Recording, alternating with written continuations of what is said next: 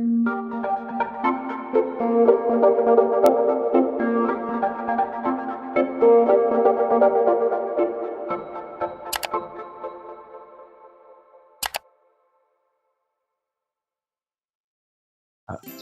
umaga mga kapwa ko mag-aalaman.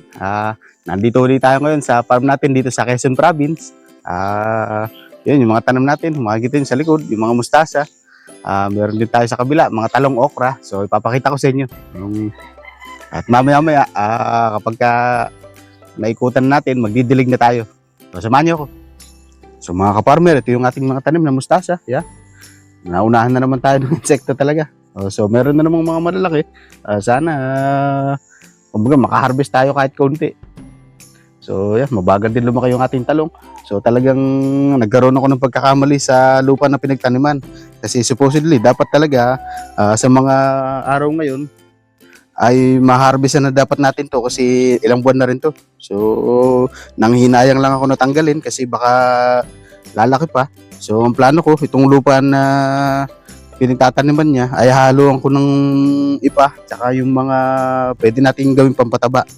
So yung susunod na tanim natin, ang sisiguraduhin natin na magandang klase na yung lupa na pagtataniman. So ito naman kabila, ito yung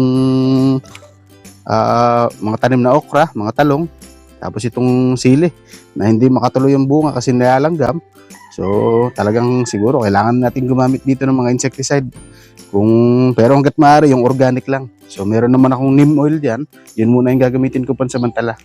So itong kamatis natin, ayan, namumulaklak na rin. So hopefully tumuloy itong bunga. Tapos meron din tayong sa dulo, yung maliit na yun. Ayun ay sitaw. So papakita ko rin yun nandun sa kabilang parte na taniman natin. So ito yung mga tanim natin dito. Ito rin yung ating okra. Medyo maliit pa. So yung ating mga sitaw, mga sili. So tatanggalan natin din ng mga damo para hindi na sila humati doon sa nutrients na makukuha. So yan, meron din tayong kamatis. Ayan, bumubulaklak na rin. Yung mga mustasa rin yun, nasa ilalim. Tapos yun, meron na rin itong okra. Malaki-laki na rin. Tapos ito yung mga mustasa natin. Tapos yung sili natin, yun, nagkabunga na. Pero maliit pa. So talagang kailangan i-prune ng sili para kumbaga magsuli-uli sila ng bago. Ito rin yung tanim natin dito sa loob ng ating greenhouse. Yan. Sa sobrang init, nalalanta. Pero itong gantong klase, makakabawi pa ito. So yan, ito yung mga lettuce natin. Medyo malalaki na rin. Ito, lalaki pa ito. So yan, makikita nyo, nagsusuli na uli ng bagong dahon. Lalaki pa yan. So ito, nagpunla na rin tayo ng bagong lettuce. Yan, may mga sumusuloy na.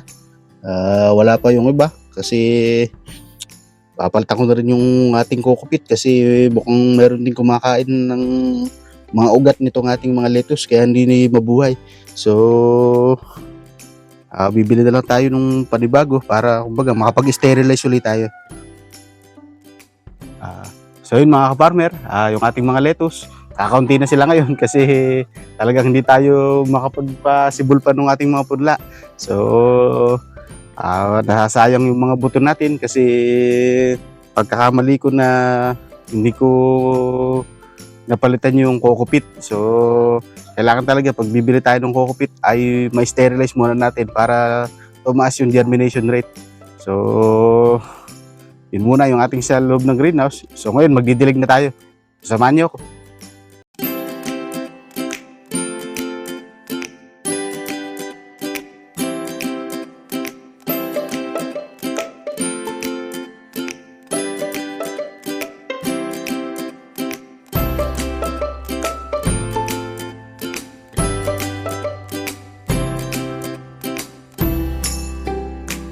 So yun mga ka-farmer, tapos na tayo magdilig. Nadiligan na natin itong ating plant box. Pati itong mga tanim natin dito sa kabila. Yung mga okra, mga talong. Ang pangalan ng mga tanim dito, yan. Halaman ni Bria, yung aking pamangkin. So kanya daw yan, sabi niya. Kaya inaalaga natin mabuti. So nadiligan na rin natin pati nandun sa kabilang parte natin. Yung ating mga tanim dun sa kabila. Yung mga talong, mga okra. So tapos na muna tayo ngayong umaga. So yun mga ka-farmer, nakapagdilig na naman tayo. Kumbaga, nadiligan na natin yung mga tanim. Ayun, yung mga okra, mga talong, saka itong mga mustasa. So, medyo mainit na rin ngayon, kaya papasok na tayo doon sa loob para kumbaga makapagpahinga muna tayo. Balik na lang tayo mamaya. So, samahan niyo ako mamaya. 2,000 years later. Magandang hapon mga ka-farmer. Nandito na ulit tayo sa mini farm natin. Hapon na ngayon. So, akala ko kasi ulang kanina, kaya hindi muna ako naglalabas. At bigla na lang nawala yung dagim. So, ngayon, kailangan natin magdilig para kumbaga madiligan na yung ating mga halaman. So, magdidilig muna tayo. Samahan niyo ako. So mga ka-farmer, magdidilig tayo ngayon. Akala ko talaga kasi uulan kaya hindi agad ako lumabas. Kumbaga binabasihan ko muna. So, hindi naman tumuloy kasi ang dilim na kanina ng langit. Akala ko talaga bubuhos na. Pero okay na din para at least natapos natin yung pagbablog natin kasi kung hindi ako nakalabas kanina, baka hindi rin tayo nakapag-vlog. So, kataasan nun, sasabihin ko lang na umulan. Kaya hindi tayo nakatuloy ng pagdidilig natin, pagbablog dito. So, okay na rin. At least sigurado naman na yung ating mga halaman ay nadiligan. So, tapos na tayo dito sa may plant box natin, sa mustasa. So, lilipat tayo dito sa mga talong, mga okra. So, kailangan natin itong madiligan. Kasi hindi natin alam, baka bukas sobrang init na naman. Kapag kasi hindi nadiligan ng gabi, sa umaga talagang todong init agad. Kumbaga, anong oras pa lang sa umaga mainit na.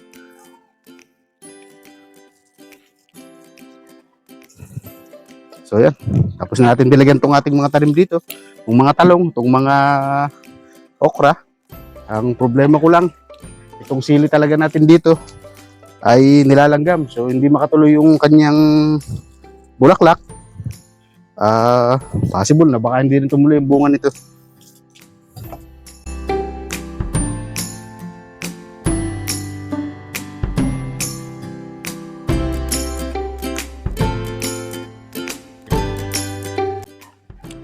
So yun, tapos na tayo magdilig mga ka-farmer.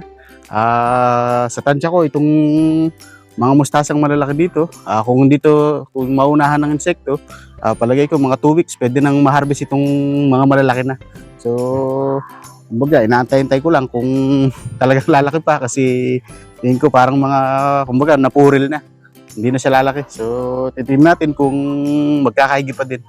Tapos yung sa kabila naman, yung ating mga okra, mga sili, ay hindi ko alam kung bakit hindi pa rin ito bumubunga. Pero kumbaga, malalaki na naman, tsaka may mga bulaklak na.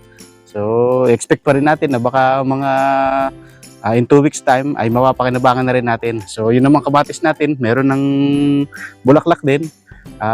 Sana tumuloy din ang bunga. So, ipapakita ko sa inyo. So, ito mga ka-farmer, inaasahan natin na itong okra, yan, may mga buko na naman sa gitna. So, sana tumuloy ito ng pagbunga. Tapos itong sili natin ang naging problema kasi meron na siyang mga bulaklak sana. Ang problema, kinakain talaga ng langgam. So, tingin ko kailangan na natin gumamit dito talaga ng mga insecticide na hanggat maaari ay organic. Tapos ito, may bulaklak na rin yung ating kamatis. Tingin ko naman ay tutuloy na ang bunga nito kasi malaki na rin naman ang puno. So, para naman sa ating mga mustasa, ito, meron na tayong mga malalaki dito sa bungad. Yung ibang lang, talagang kinain na ng insekto. So, hopefully, umabot pa ito ng 2 weeks para makakuha tayo ng full grown. So, kapag naman na-harvest natin to, papalitan na natin to ng lupa. So yun muna ngayon mga ka-farmer para sa vlog natin dito sa ating mini farm dito sa Quezon Province.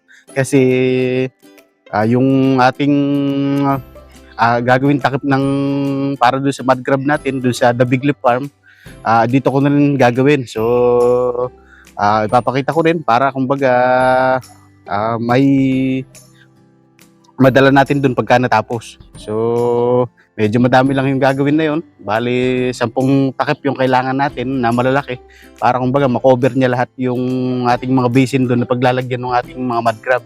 So, papakita ko na lang yun ngayon. So, samahan niyo ako. So, ito mga ka-farmer, yung shop ng aking tatay. Ito yung mga kawayan na nagagawin nating pantakip. Kumbaga, ilalatag natin ito na parang banig.